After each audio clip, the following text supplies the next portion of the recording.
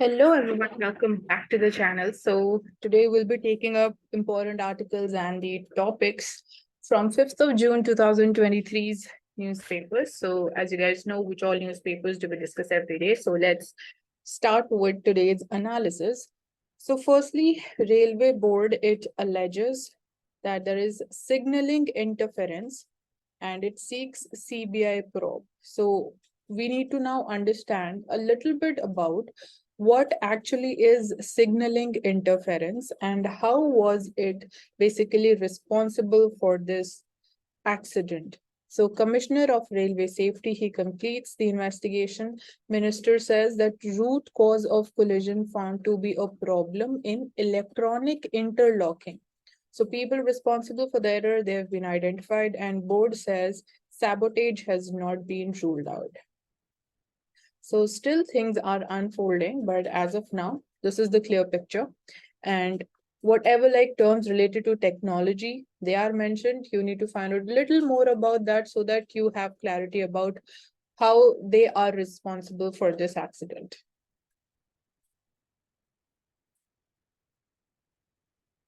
And when we talk about the situation of Manipur, which is from GS3 topic. So here we see that a panel, it has been formed to investigate ethnic violence in Manipur. So all the keywords, they're definitely important for us. So this panel would be going ahead with the investigation of the situation in Manipur and then definitely what steps they are needed in order to resolve the situation and restore peace in the state.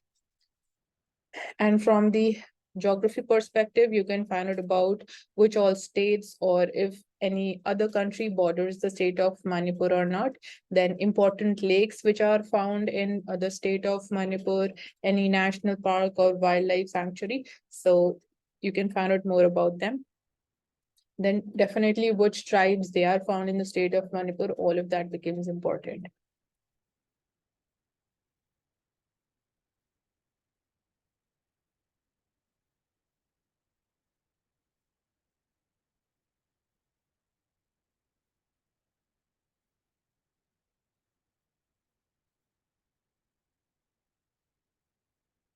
So again, an accident, and you can see here it is about the bridge.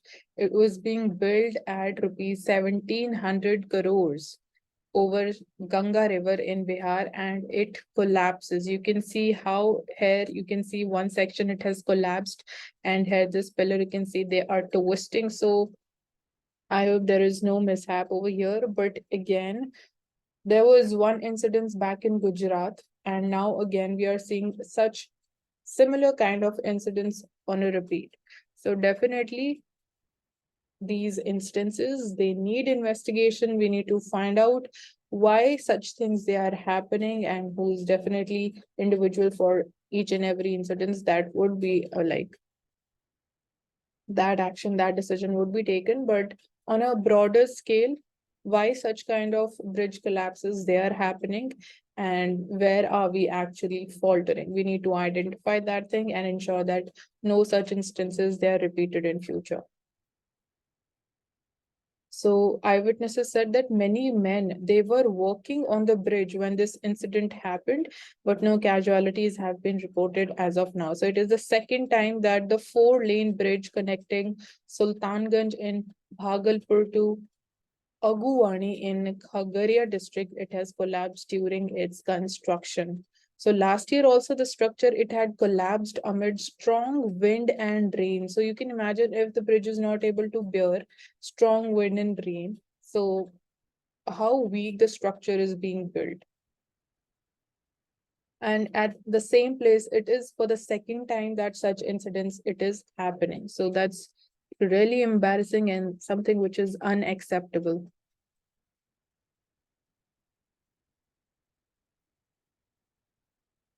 Then Shannon Power Project. So Himachal and Punjab appear set for face-off over the Shannon Power Project. So you need to know exactly about its location and it's an important topic from GS3.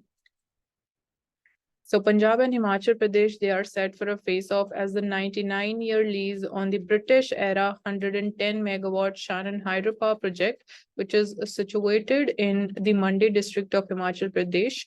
Presently under the control of Punjab government, it will expire in March 2024.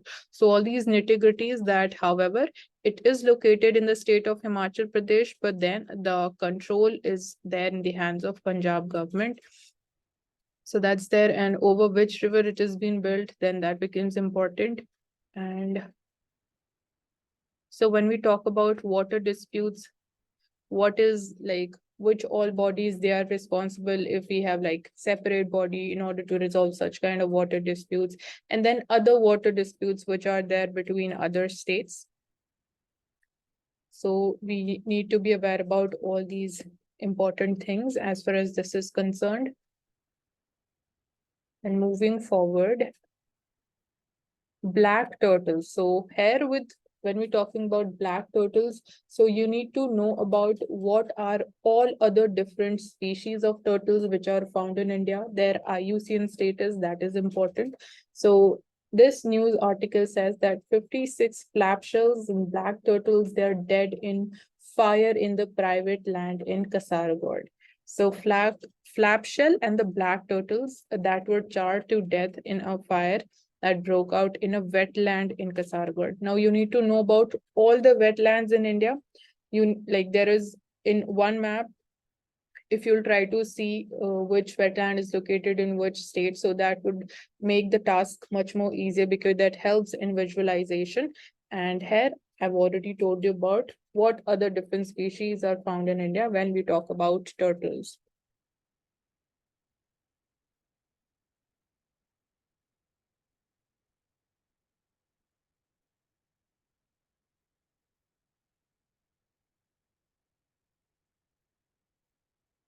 So today is World Environment Day. So Delhi Development Authority is organizing Plant for the Planet plantation drive at Yamuna Vatika on the floodplains of River Yamuna.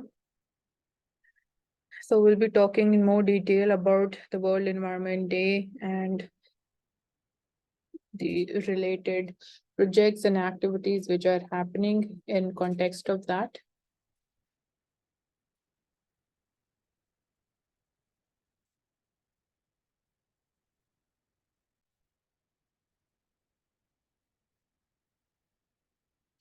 So courts, they should be wary of incremental steps to alter the status of places of worship. So this is again an important topic. We can say in the context of history, or like this is relevant even from the perspective of polity also. So it's an important topic from GS1 and GS2. So by holding that a suit filed by 5 women to offer worship to Hindu deities at Gyanvapi Mosque in Varanasi was maintainable, and Allahabad High Court has possibly legitimized a clever attempt to question its status. So in an order that upholds a district court verdict to the same effect, Justice J.J. Munir has ruled that the suit is limited in scope to enforcing the plaintiff's right to worship Hindu deities, and that it is not an attempt to convert the mosque into a temple. So that is what the court has to say. And right to worship, whether it's a fundamental right, and then under which article you are like having the right to worship, your right to freedom of religion. So you need to be knowing about that, and definitely all fundamental rights, that is important. This topic in itself is very important, not just the right to worship. And as a result, he has held that the suit is not barred by the Places of Worship Special Provisions Act of 1991. It's a very, very important act, very important topic from GS2. So you need to find out about all the important features of this act and how it has evolved when it was enforced, and likewise all these important details. So this is a law that froze the status of places of worship as they stood on August 15, 1947.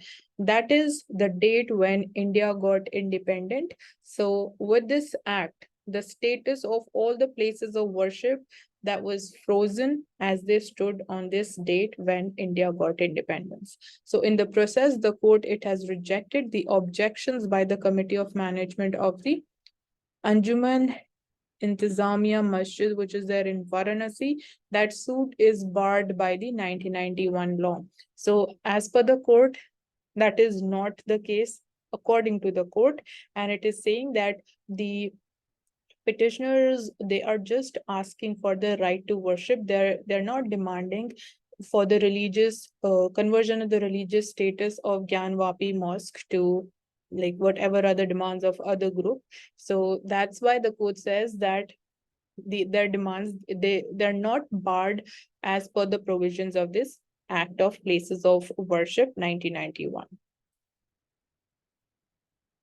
The court is right in noting that while deciding a motion to reject a civil suit at the threshold, it has to limit itself to the assertions made in the plaint.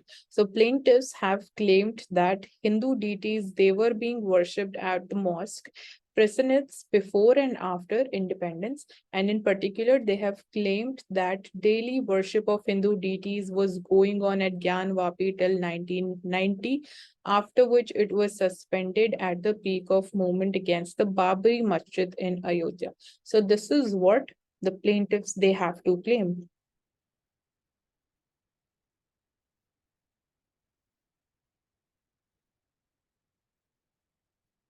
Then talking about ordinances, again an important topic from GS2 polity. So you need to know about which constitutional article talks about ordinance, then ordinance issuing power of the president and likewise the governor. However, we have like taken this topic before, so we're not going into the details. Then ordinance falls under what subject? Here, this has come into the picture because of the entire issue of power sharing between the Delhi government and the LG, or you can say the union government. Then important Supreme Court judgments here, where's been mentioned DC Vadva judgment of 1987. You can go through it. Article 239 AA talks about what you need to be aware about that. And how does it, like ordinance issuing power, how do they alter the federal structure, the federal distribution of powers in India? So you need to be clear with all these ideas.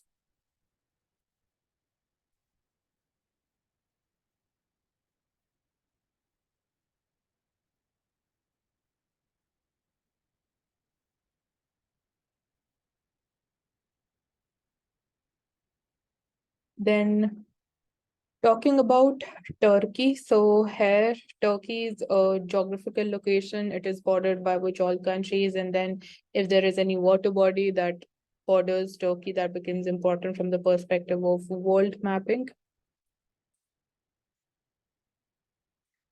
So because of this incident, this massive disaster in the state of Odisha about the train collision, the Kavach system now, it has gained importance.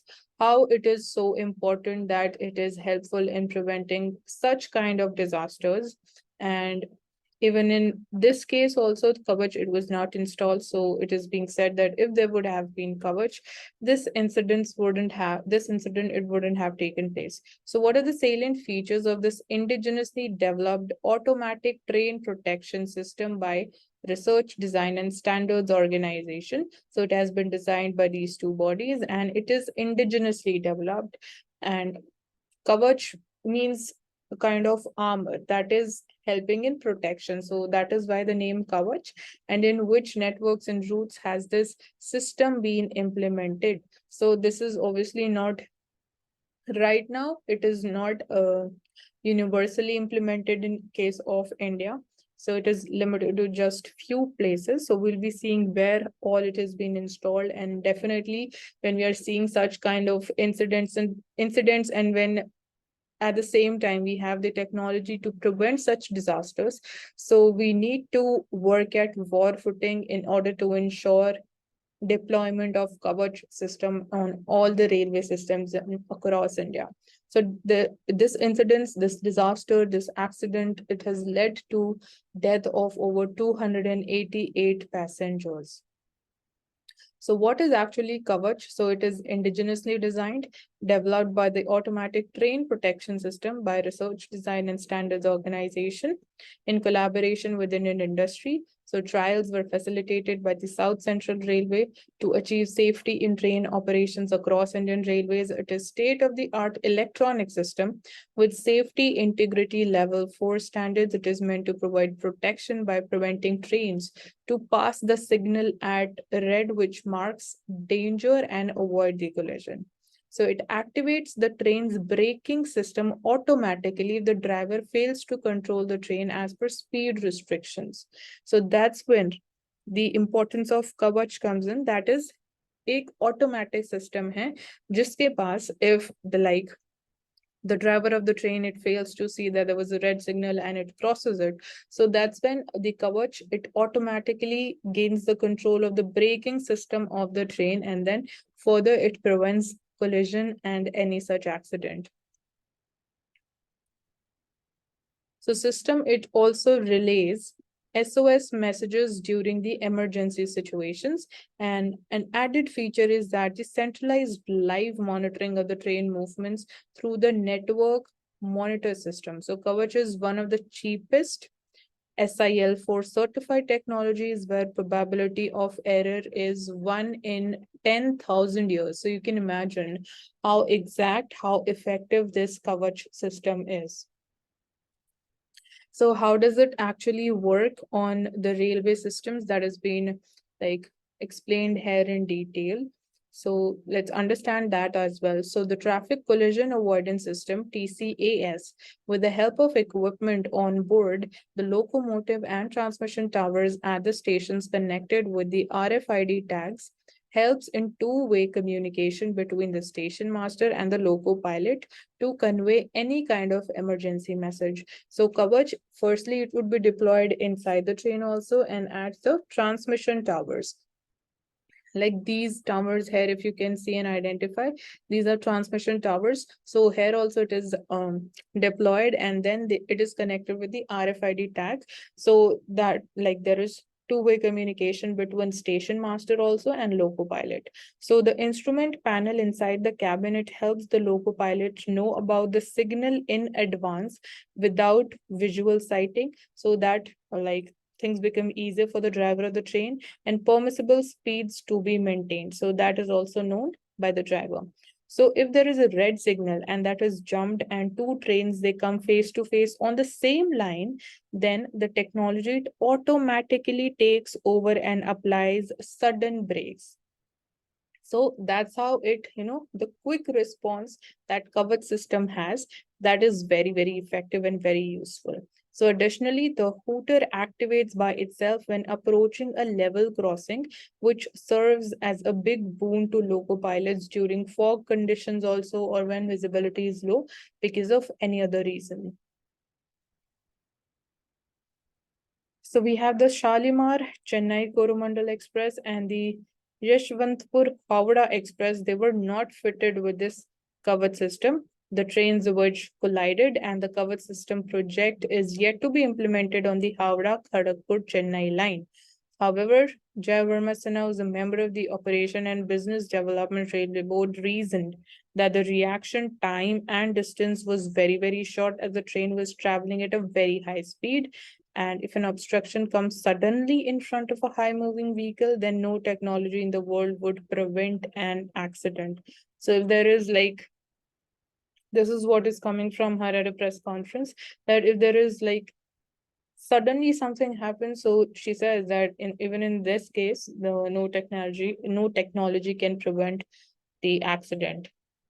Talking about where all Kavach it has been installed. So as per the Union Railway Minister, he inspected the trial of the Kavach working system between Gulguda and Chitgidda railway stations on the sections in the Secunderabad division of the South Central Railway in March. So South Central Railway Zone, it's a pioneer in the implementation of the Kavach, and the system, it has been deployed over around, we can say approximately 1,500 kilometers in this division, and limits in the 77 locomotives. So it is present in 77 locomotives and 135 stations. Additionally, Secunderabad-based Indian Railways Institute of Signal Engineering and Telecommunications host the Center of Excellence for Kavach.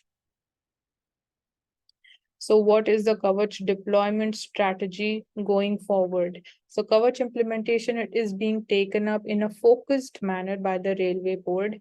Then Railway Board becomes important. You need to find out about its composition and its functions. Apart from that, the first priority, they are the high density routes and the New Delhi to Mumbai and New Delhi to Howrah sections. So first priority is wherever like high density routes, the number of like the train travel that is more in number, and specifically the Delhi to Mumbai and Delhi to Howrah sections, that is a priority. So as they have higher chances of accidents also, so the areas which are more prone to accidents, they are on top priority.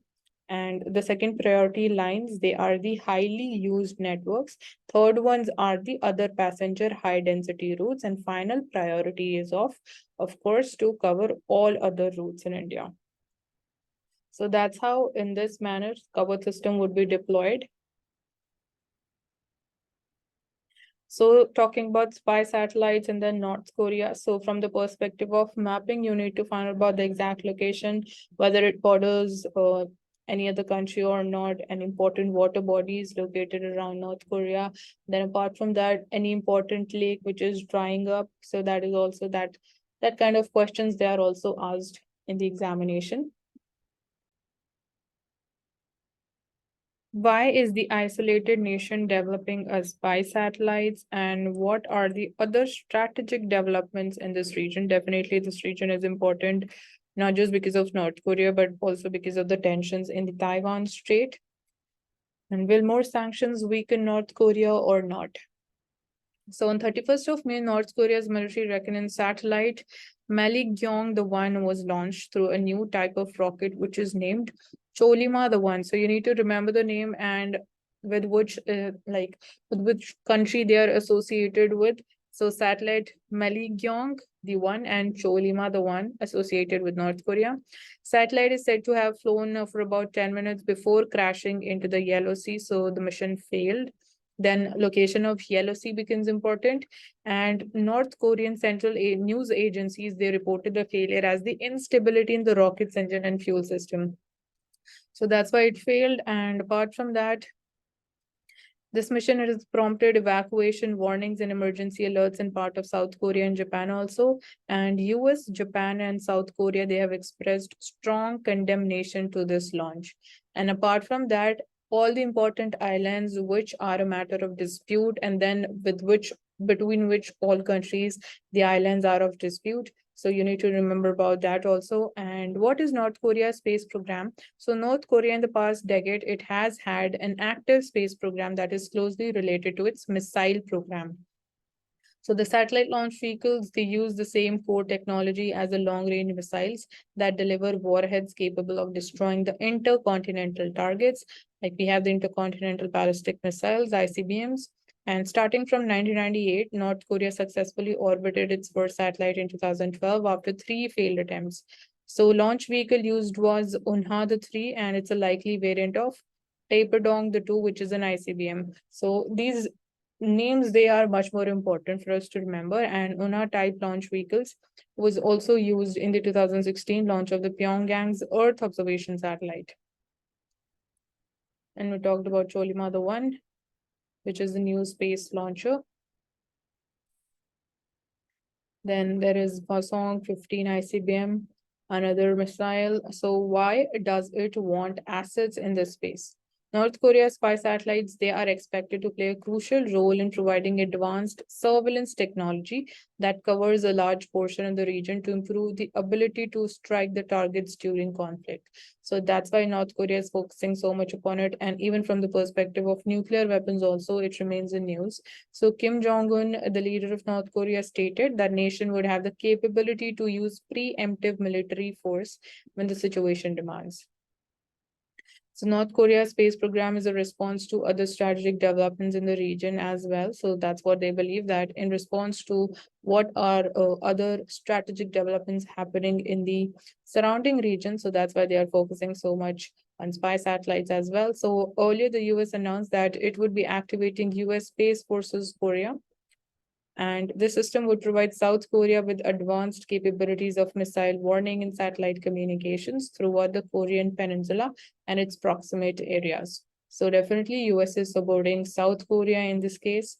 And South Korea successfully launched its Nuri rocket that is designed to assist Seoul's efforts to develop a space-based surveillance system. So what does it mean for East Asia? So for East Asia, the security anxiety in East Asia in response to the North Korean satellite launch reveals a sense of urgency among the regional powers. And obviously because of China as well, because of its like construction of artificial islands, and then in the South China Sea, the assertive China, that is also one of the challenges in East Asia and Southeast Asia, and then from North Korea as well.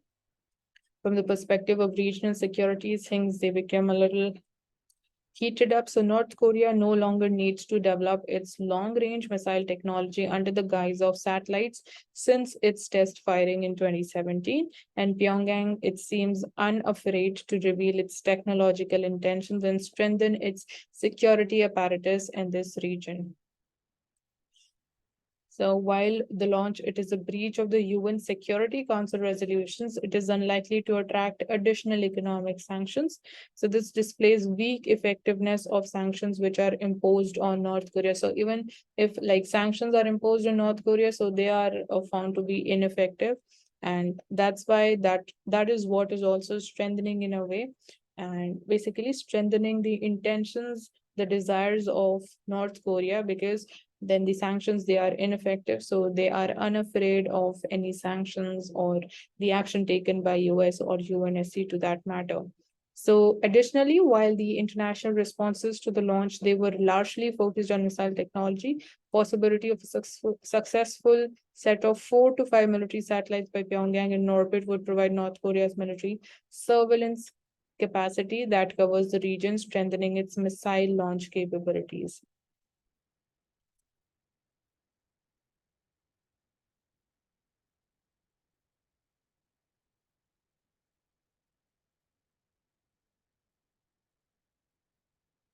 So US Defense Secretary, he arrives in India, Lloyd Austin. So he's on a 2-day visit to explore the ways to further strengthen bilateral defense cooperation between India and US, especially in areas of transfer of critical technologies for co-development of military hardware.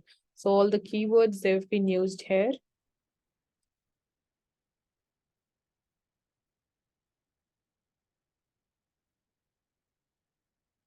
So railway official flagged flaw in the signaling system in February also. So the official in a letter to higher authorities called for urgent corrective measures, pointing to how a train after receiving the green signal to pass through a particular line got into the adjacent line. So there was a flaw in the signaling system as well, and that might also be responsible for this accident.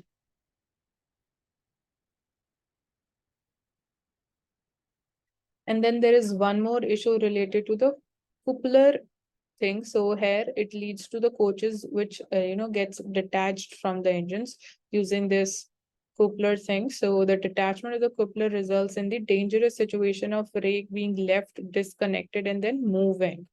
So this also needs to be fixed.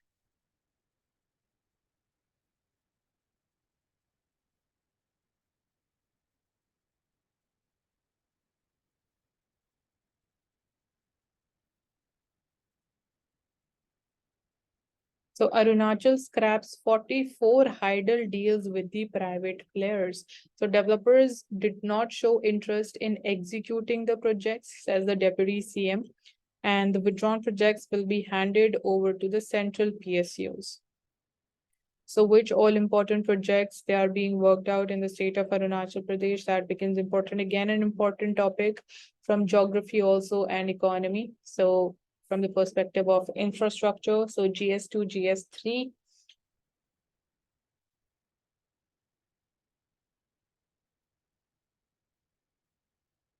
Coming to the world page, so astronauts working on Chinese space station return safely to the Earth. So China is working on its space station. 3 Chinese astronauts working at the country's space station, they have returned safely to the Earth. and hailing that the mission as a complete success. So return capsule of the Shenzhou 15 spaceship touched down at a landing site in the northern China's Inner Mongolia region. Then Suez Canal, again, the location becomes important, which all countries, they board Suez Canal. Then traffic, it resumes after the stranded tanker tugged away. So the traffic was struck. So Egypt, it deployed 3 tugboats on Sunday to tow away an oil tanker that had broken down and caused brief delays in the Suez Canal area.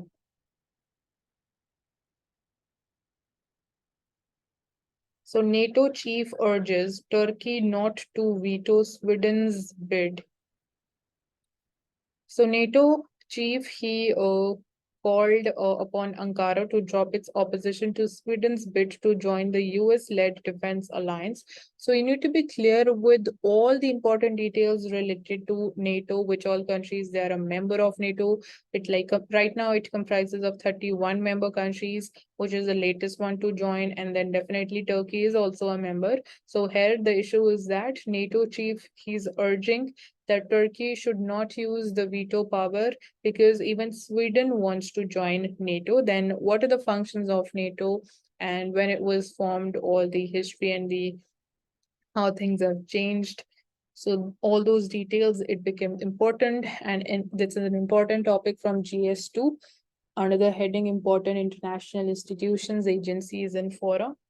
And from the perspective of regional security, how things they have been geopolitically reshaping and they're getting reordered because of the Russia-Ukraine war. So this is definitely one of the most important topics.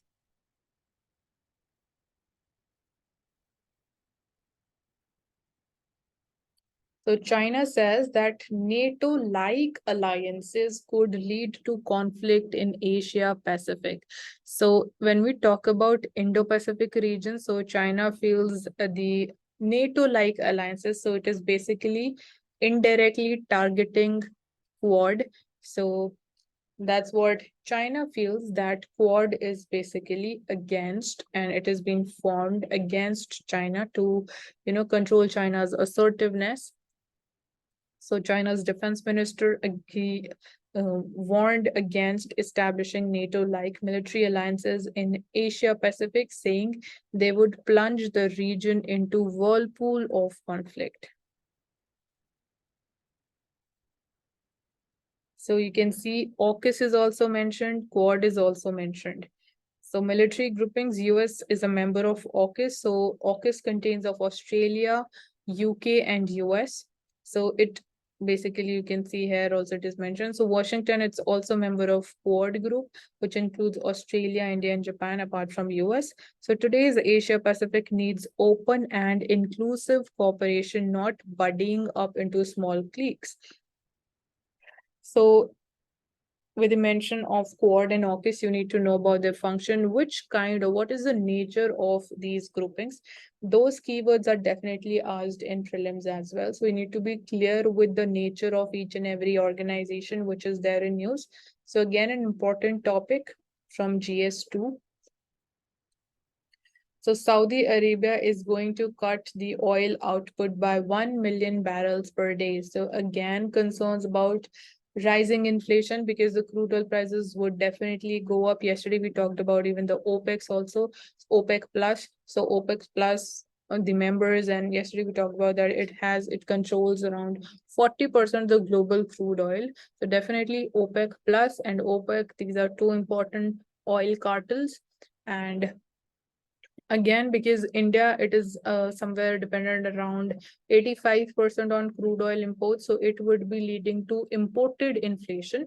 So this is an important topic from the perspective of energy, that is GS3 and inflation.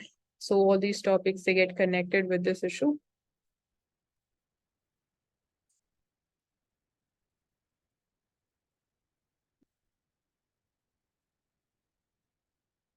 Coming to the main newspaper, so since today's Environment Day, so plastic addiction is choking us.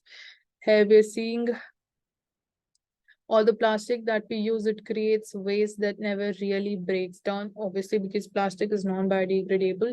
Plastic crisis needs our immediate intervention, and its resolution will require significant changes to the economy and environment. So here the terms like circular economy, that becomes very important. So World Environment Day, let's take a pledge to protect and act responsibly for our planet's needs.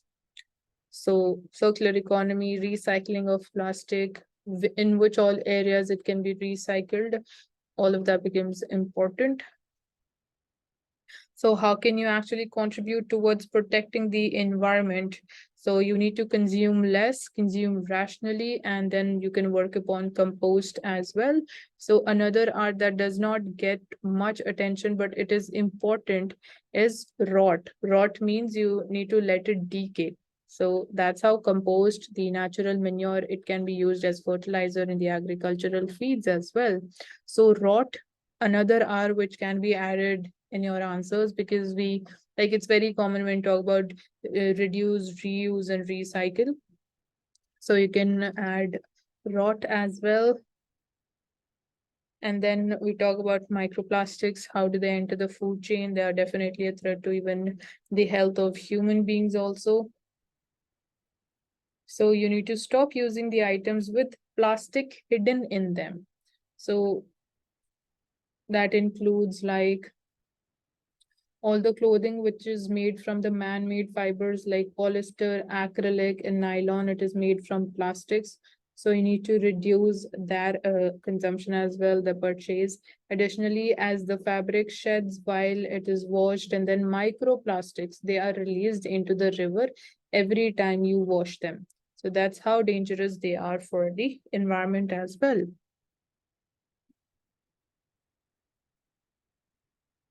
Then again, there are risks to cereal inflation. It has been in news because of the rise of wheat prices. Now, is the rice the new wheat or not? So now we are having concerns कि rice के prices भी आने वाले time में जैसे wheat के prices grow हुए वैसे हो सकते हैं. There is a possibility. So cereal inflation again comes into the picture. So here we are having a graph when talking about the price changes in rice, wheat, mustard oil, and tur dal, which is called pigeon pea. So here we are having this data for year-on-year increase in all India average daily retail prices of key food crops. So in mustard oil, however, we are seeing it in negative, but highest was recorded in pulses in tur dal specifically.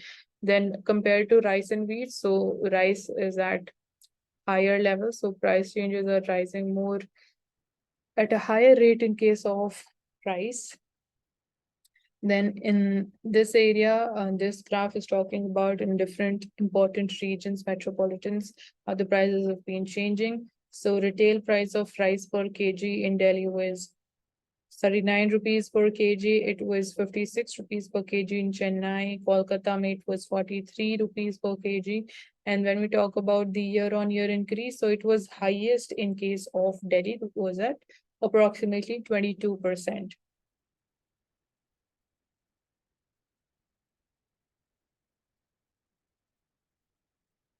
So definitely prices, they are on an upward trend.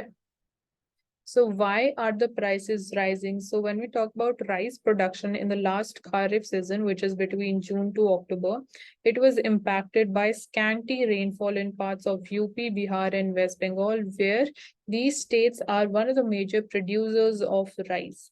So one is reduction in the supply or the production of rice. So because of this, it has led to the government to impose restrictions on the export of non-basmati rice also, so that domestically we have adequate supply of rice. And we have like also included a 20% export duty and a ban on broken rice exports. So these are some of the steps which have been taken by the government, and India, it is yet to estimate, it is estimated to ship out around 22.5 million tons of rice this year, which is marginally higher than the previous year.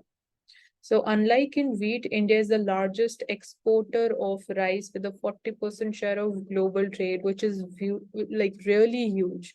So trade curbs set by India, they were among factors which contributed to the continuing surge in the global prices also. So even the global prices are rising because of reduction in the supply of rice, because India, when we say that it comprises 40% of the global share in terms of rice trade. So when we ban the export specifically of the broken rice and the non-basmati varieties, so that impacts the supply at the global level as well, which is contributing to rise in prices. Then when we talk about the buffer stocks or the public stocks of rice and other grains, we see with the public purchase of wheat that is falling short of the target, total food grain stocks with the government, it is at around 75 million ton. So this is enough to supply to the food subsidy schemes also and maintain a strategic reserve at the same time. However, when we talk about the legroom to cool the prices by offloading the stocks in the market, it will depend upon the size of the Kharif rice harvest and planting for which begins this month. So for this year also, it would depend upon right now what is the amount that would be planted. And apart from that, when we talk about what are different steps which government can take in order to ensure that the prices they don't rise much, or in order to cool down the prices. So one is that it has buffer stock, so that can be directly supplied into the market so that the supply increases. And apart from that, definitely export ban is another step which government can take in order to reduce the prices. So can the situation get precarious, more dangerous, more riskier or not? So definitely it can, and it depends on how the southwest monsoon it pans out this year in the El Nino year. So which is often associated with subpar rains. Matlab ki rains would be less, and definitely that would be hampering the rice cultivation as well. So official forecaster has predicted normal rains at 96% of the 50-year average with a deficit in the northwest India. So with better access to irrigation, so Kharif crops, they are more resilient to deficit rains. So thanks to the irrigation channels, the networks that we have, that some kind of resilience we have, we are not completely dependent upon the monsoon rain. But if rainfall it turns out to be much lower than the forecast, so then like things would be a little difficult to handle. And then obviously we'll have to deal with the situation of cereal inflation. So again, here it is talking about what steps can the government actually take. So it can tighten the export controls on rice and impose the stock limits to lower the prices. This is one step. And apart from that, climate events, they can also reverse India's marginal food grain surplus into deficit because of, again, El Nino-like event. But the official estimates of the record production often discount these risks. And another step that can be taken by the government is, again, offloading them into the markets.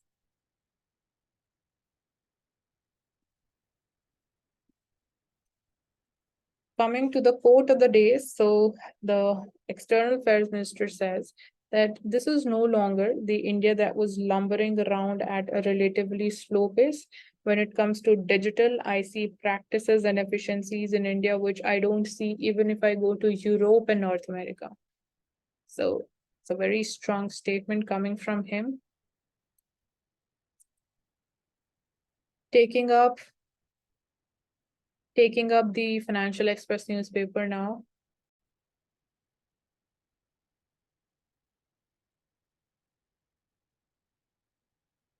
The Department of Telecommunication panel for more SOPs to chip the firm. So 75% incentive has been proposed from 50% right now.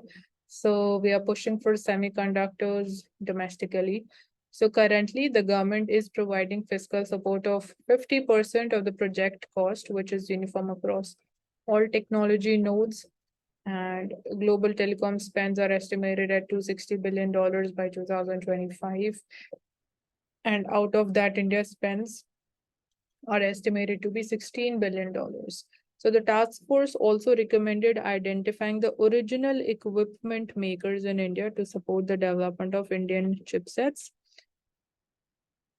So the task force on telecom chipsets, it was headed by the Tejas Networks co-founder Sanjay Naik and included industry, academy, and government representatives. So you need to know about this thing. Apart from that, it falls under the Ministry of Electronics and Information Technology, which is also one of the implementing agencies.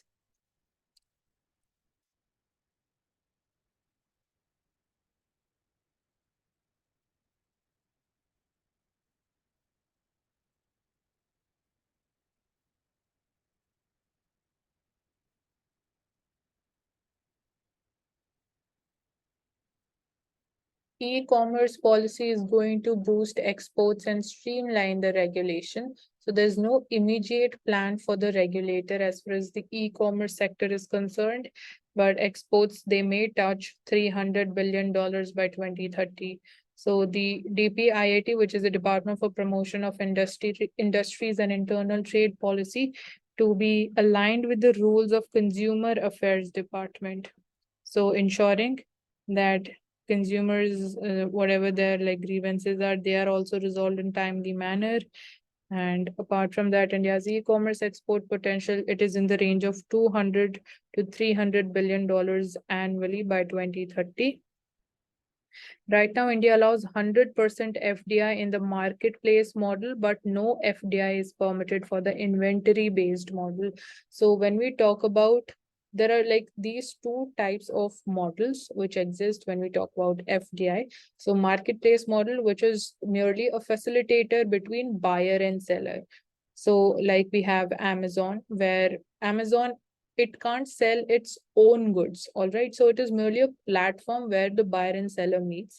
So that is the marketplace model. In case of inventory based model, like the e-commerce, it can sell even its own product. So that is inventory based model. And in inventory based model, we don't have any FDI. It is not permitted right now in case of India. But in marketplace model, we are having 100% FDI.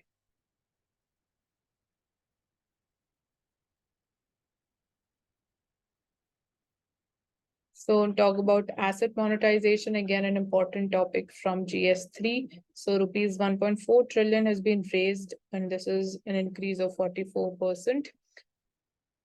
So the target and achievement level has been mentioned here. So achievement has been more than the target level.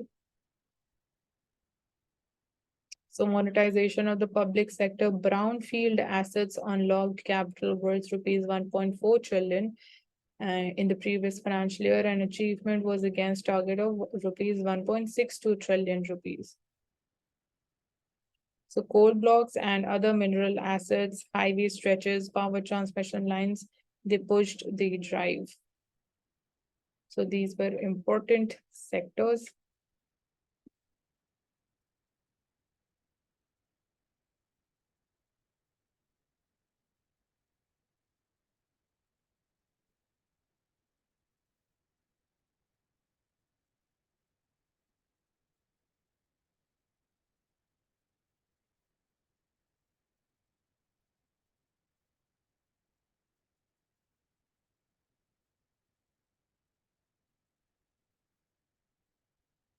Taking up Indian Express newspaper. So here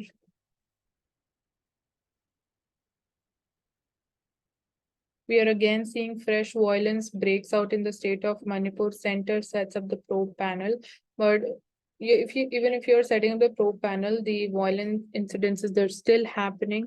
So firstly, we need to ensure that there are no fresh incidents of violence, and we need to ensure the situation is brought under control in the state.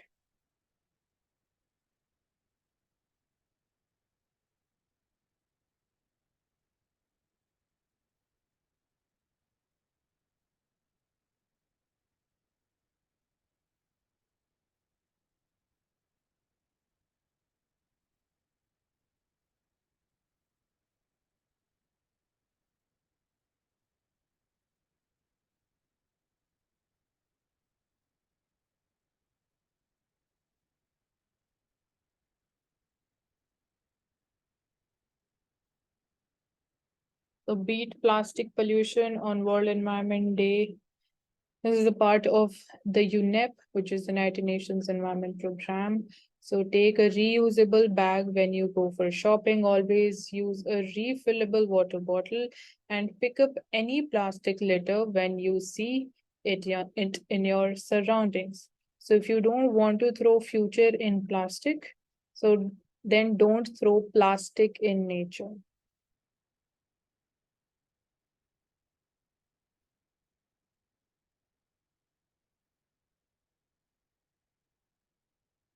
So it is not only what we do, but also what we do not do. So for which we are definitely accountable. So we're not just accountable for what we do, we're also accountable for what we don't do.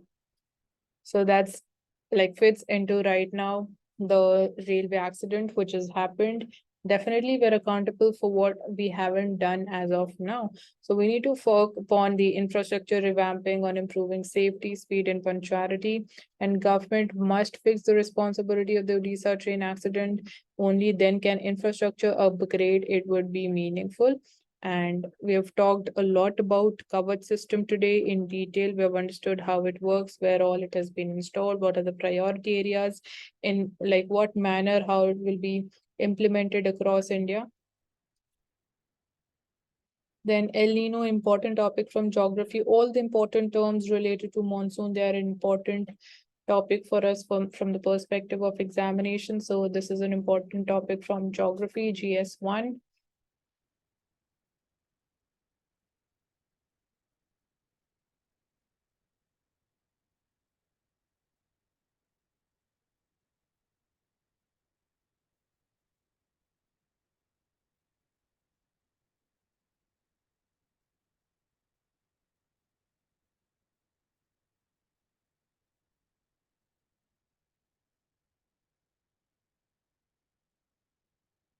Then Operation Blue Star again, we need to, when we talk about modern history, so this is an important area we need to know about how the, Khalistan thing when we talk about. So how all things started evolving with the Operation Blue Star.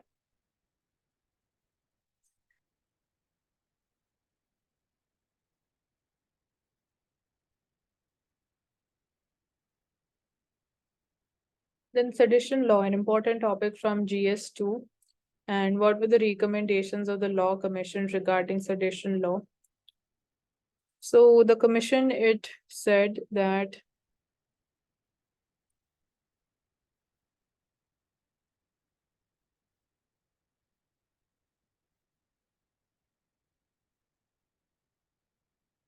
the commission recommended three changes to the law on sedition. The first is to include the ratio of the Kedarnath ruling into the provision by adding words with a tendency to incite violence or cause public disorder. So this is the first change that needs to be done. And the report has also defined to incite violence as a mere inclination to incite violence or cause public disorder rather than proof of actual violence or imminent threat to violence. So the definition has also been provided. Secondly, it says you need to enhance the imprisonment of for the sedition to remove an oddity. So one of the criticisms against the provision is that it leaves judges with a wide discretion on sentencing. So right now, section 124A, it has a jail term of up to 3 years or life imprisonment. Thirdly, is to prevent the misuse of the law. So reports suggest including a procedural safeguard that no FIR shall be registered for sedition unless a police officer not below the rank of inspector conducts a preliminary inquiry, and on the basis of the report made by the said police officer, the central government or state government, as the case may be, grants permission for registering FIR. So these are three changes that have been recommended by the Law Commission. Then there were reasons given that the sedition law, it needs to be retained, and you can't completely scrap this law. So you can make amendments as per the recommendations also, and amendments which are relevant in today's time rather than completely doing away with this law. So The reasons that were given for retaining this law, it includes for unity and integrity of India, it's an important law. And the report, it has cited threats to India's internal security, like we have Maoist extremism, militancy and ethnic conflict in the northeast, terrorism in Jammu and Kashmir, and secessionist activities in other parts of the country. So the commission said that it all this necessitates retaining the law on sedition. And then commission has also justified criminalizing sedition, saying that it is a part of reasonable restriction under Article 19 of the Constitution. Second reason was realities differ in every jurisdiction. Obviously, the situation is not same across India. So an argument made in favor of repealing the law of sedition is that while we continue to have the colonial law on our books, it was abolished through the Foreigners and the Justice Act of 2009 in Britain. See, definitely this law, it is colonial in nature, but when we talk about Britain, the law, it has been scrapped in Britain back in 2009, and India still uses this law. So when we talk about the justification for repealing this law, this is part of it. However, law panel said that it is evident that even in some of the most advanced democracies also, mere cosmetic changes have been affected in the law of sedition without taking away the core substance of the offense. Another is the existence of counter-terror legislations. So one of the arguments made in favor of repealing the law is that there are other laws, so you can use them whenever you like there is any situation of terrorist activities.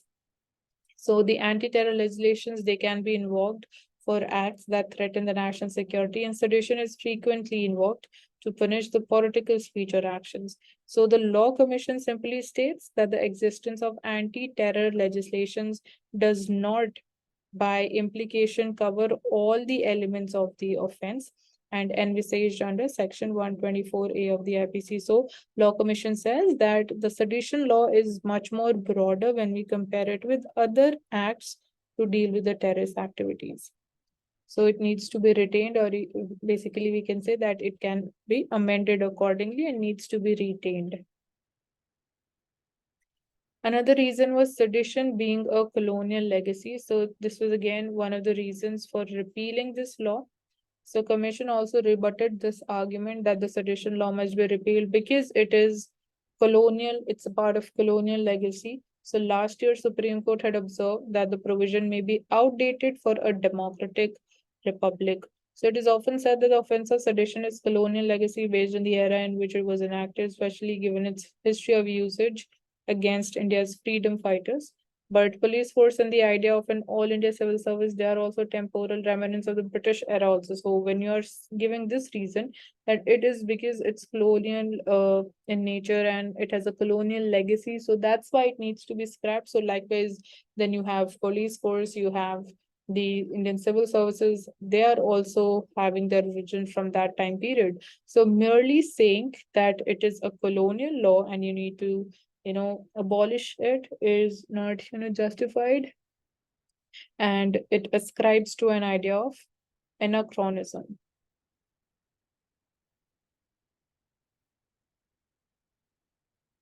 Then behind the falling pulses imports in India, it's important for us to understand the trajectory and how the chronology, the trend of the imports of pulses. So an important topic from GS3.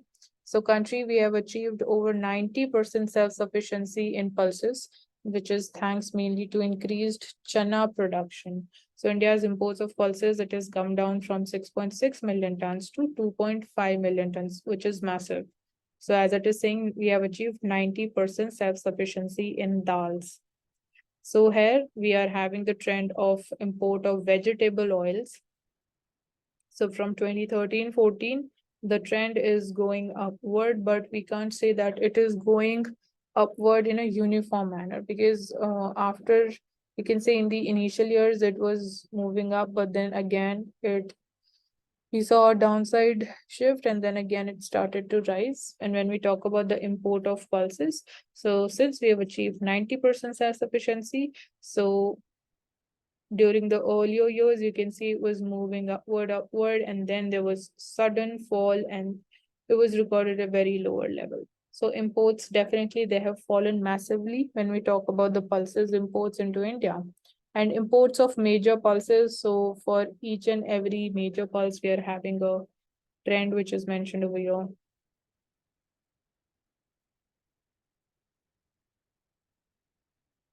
So you can, just have a quick overlook over this article.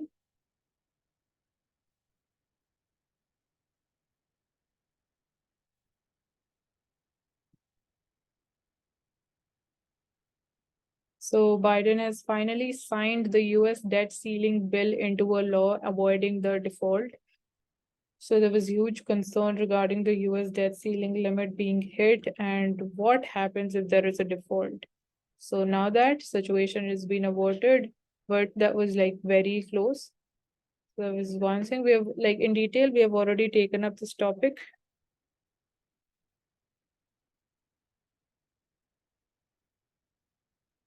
Then when we talk about Ukraine, definitely there was one question this year that which all countries border Ukraine. Apart from that, Bakhmut region has been in news and all the important areas in Ukraine, their importance, which have been in news, becomes important for us to know.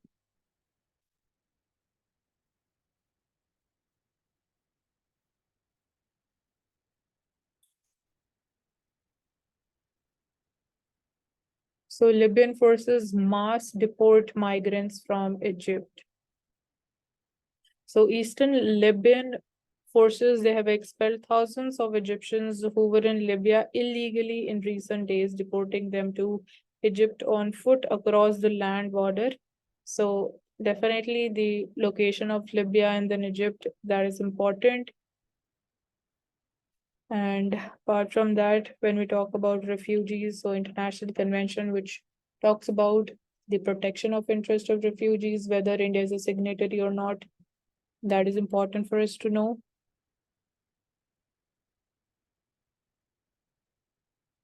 So FPIs are back with a bang, but tighter disclosures may impact the inflows in coming times. So FPIs, they have pumped in around rupees 62,000 crores in financial year 24 so far. So that's a really positive news. It is going to support Indian rupee massively and definitely contributing to stability of and the bullish nature of the stock market as well.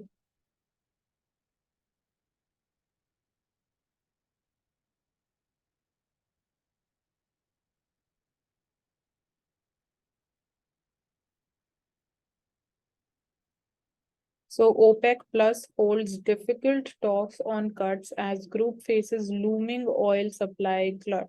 So OPEC and its allies, they met on Sunday to try to agree further cuts in production. And the group, which is known as OPEC Plus, delayed the start of the formal talks by at least 3.5 hours due to members' discussion and silence of production baselines from which cuts and quotas they are calculated. So OPEC's most influential member and the biggest Gulf producer is led by Saudi Arabia. They were trying to persuade underproduction African nations like Nigeria and Angola to have more realistic output targets. So which all are the member countries of OPEC and OPEC Plus? How are they different? That is also an important thing for us to find out about. So that's all for today. Thank you so much for joining us in today's video. Do subscribe to the channel and hit the like button for this video. Thank you so much.